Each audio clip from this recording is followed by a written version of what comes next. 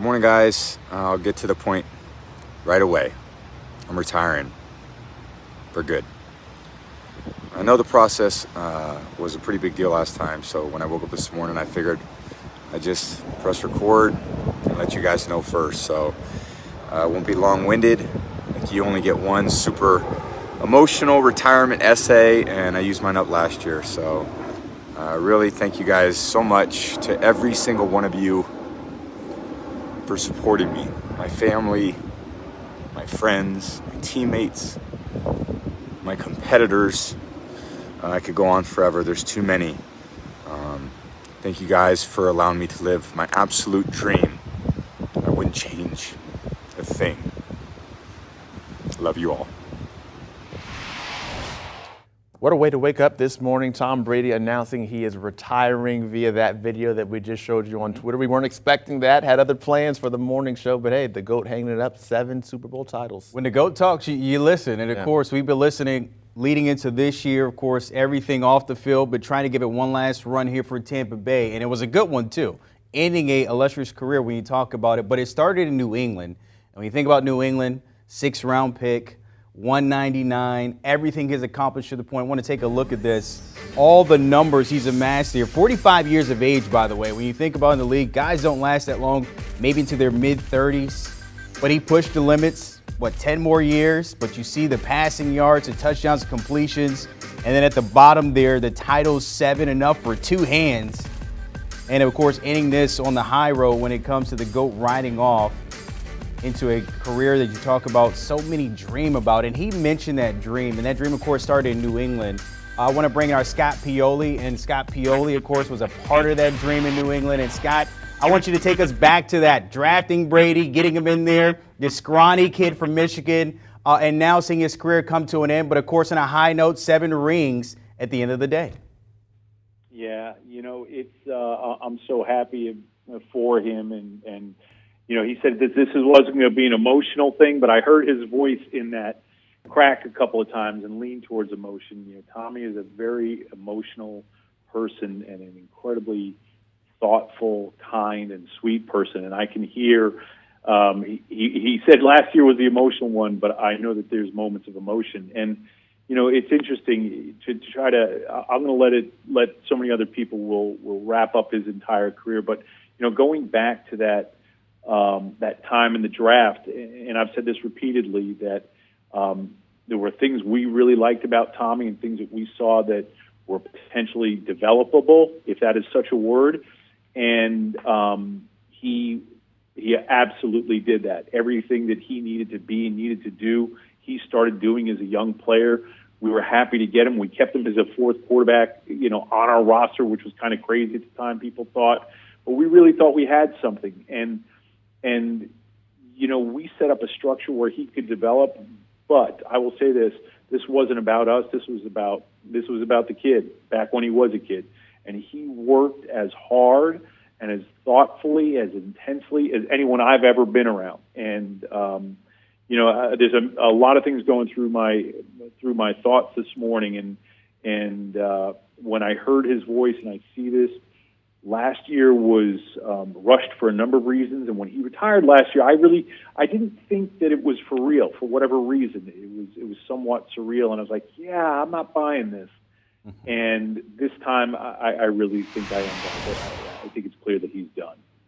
Scott, I'm curious, too. You mentioned it there, and also Charles Davis mentioned the will to play. The certain intangibles that he has, we have never seen that from an athlete across the sports landscape, but we saw it in one person, and that was Tom Brady. Talk about that a little bit, on what you saw there in New England in his time there in the Patriots uniform. And it started early, because here's this, I spent 27 years in the league, and as a scout in front offices and the game and coaching, prior to that, coaching myself, and through my football life, as a high school player, college player, and then coaching in college, we all come across people that work really hard, right? There's a lot of people that work hard and make themselves into better players or good players. But there was, again, I don't even know how to fully articulate it, but he had this combination of work ethic and work habits that were rare. He arrived to us with this outrageous work ethic, and that's a very important thing. And then there's some players you can teach the right work habits.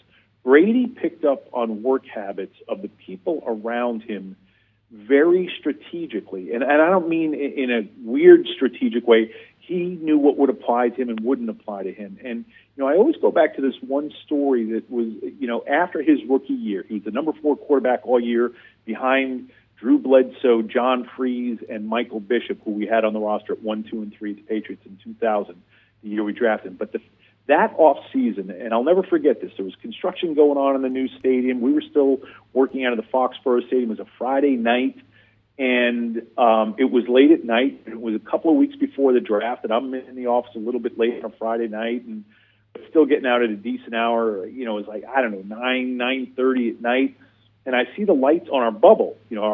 Our indoor practice facility at that time was one of those old school bubbles. And I'm like, gosh, dog, who left the lights on in the bubble? And I drive around the construction over to the bubble, and I see parked outside is this little yellow Jeep. And Tommy had this ugly little yellow Jeep that Bledsoe had helped him get a car deal on, but was kind of clowning him also. And I go into the facility, and again, I want to reiterate, it's the off season. It's early April. It's either late March or early April, Friday night. And, I think we all know that Tom Brady's a pretty handsome guy, and he could probably be out doing whatever he wanted on a Friday night in April. This is before and around, the off-season program's there. And I go inside, and there he is. He's got this boombox playing some pretty bad music. He was a ballad guy. And he's listening to music. He's got the elastics around his ankle. He's doing movement drills. And the giant net that has the five or six buckets in it? And he's throwing the ball, and he's by himself on a Friday night. And I walk in, and I watch him for a couple of minutes, a couple of seconds, and he sees me, and he jogs over. We talk, hey, how you doing? And, previously,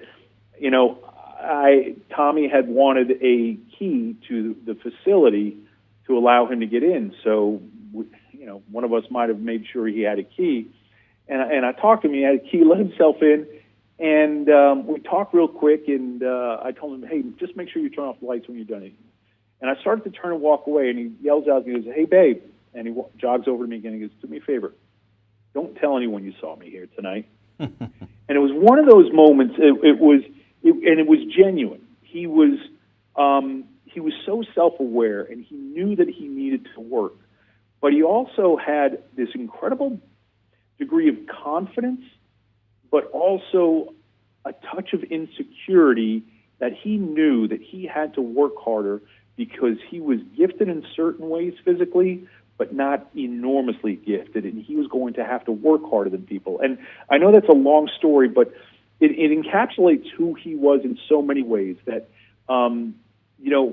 he became this celebrity superstar figure that I'm not sure. He wanted to be the greatest quarterback of all time. I don't know if he ever truly wanted all that came with that. He's a fiercely private person, loves his family dearly, and he worked to become this thing. And I think there were times that he battled the enormous celebrity that came with being the greatest of all time. And but knowing him from the beginning and how hard, not only that he worked, but how hard he knew he had to work. And he knew that there were people constantly around him playing the position that were so much more skilled than him, but he was never going to be outworked.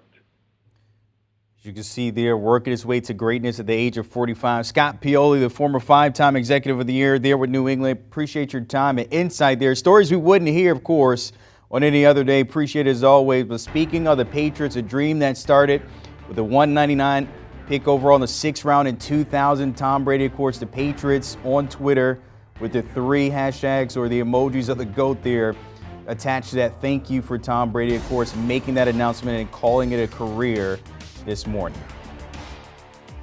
Do you want a sports network that delivers everything that matters about the game? The highlights, the picks, the instant analysis, no yelling, no fake debates, no politics.